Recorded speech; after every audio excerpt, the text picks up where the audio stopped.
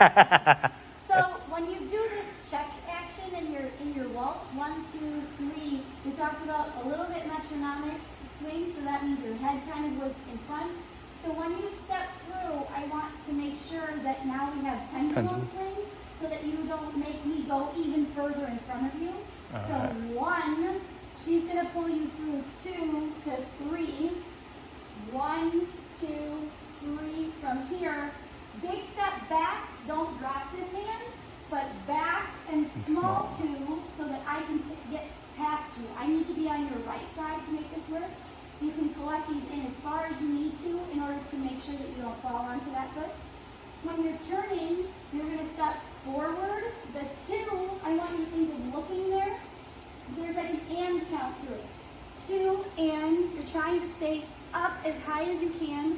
So you can choose when to fall.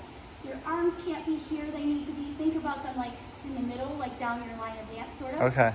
Then I can grab it. Now we walk forward. It comes up 2, 3. Now I'm in my original promenade position again. Then I can turn again. 1, 2 up, 3.